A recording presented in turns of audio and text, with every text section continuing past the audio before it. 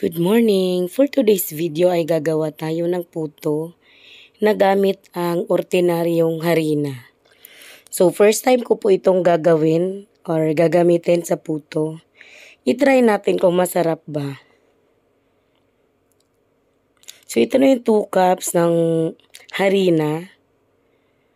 Maglagay din tayo ng 2 tablespoon ng baking powder.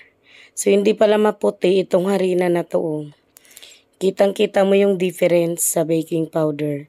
Naglagay din ako ng vegetable oil, 3 tablespoon. Pwede mo siyang i-replace ng kahit anong oil. So, yun. Naglagay din ako ng water, 1½ cup. Saka yung condensed milk. Isang latang condensed milk. Naglagay na rin ako dyan ng 2 itlog para isahan na lang yung paghalo natin mamaya. So, ito naman po ay sasalain ko pa naman itong mixture natin para mas pino siya. So, magpapalit tayo ng wire whisk kasi hindi matibay yung silicone. So, ito na haluin na natin. So, 2 cups lang naman to kasi trial lang natin kung masarap kung gamit yung ordinaryong harina sa puto. So, yung oil po, pwede nyo yan i-replace ng melted margarine or melted butter. Yung mga nasa ibang bansa, yun, may melted butter dyan. Maraming butter sa ibang bansa. So, haluin lang natin siya para matunaw yung mga nilagay natin dyan.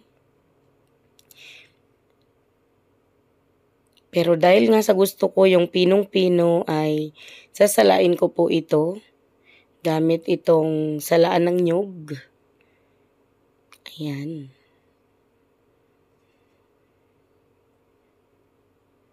So nasanay na po talaga ako na sinasala ko yung mixture ng puto. Pero marami pa akong viewers na nagsasabing kahit naman daw hindi isala ay pwede naman. So pagkatapos nating salain ay ilagay na natin sa mga puto molder. Large po ang gamit ko dyan at sa 2 cups na recipe natin ay nakagawa po ako ng 22 pieces na large size na puto. So habang ginagawa natin to, dapat nagpapakulo ka na ng tubig sa steamer na gagamitin. Ayan, nagkalat-kalat ako.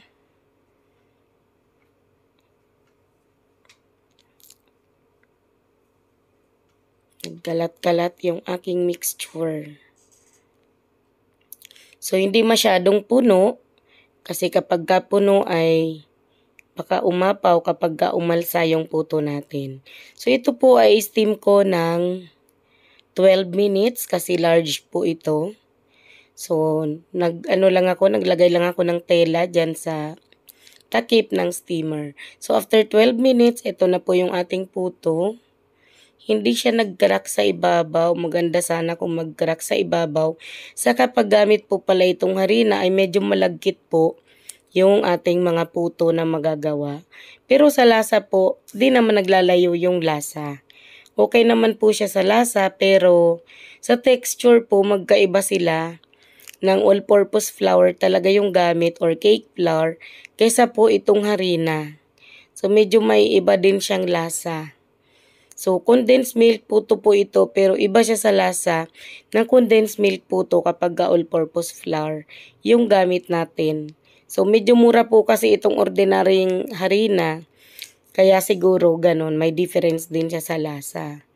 Pero pangkabuuan po ay okay naman siya. Ayan. So, yun lang po. Ito na po yung ating finished product. Napakadali lang po talagang gumawa ng sariling merienda sa inyong bahay. So, ito na yung ating puto na gawa sa harinang ordinary. Thank you so much!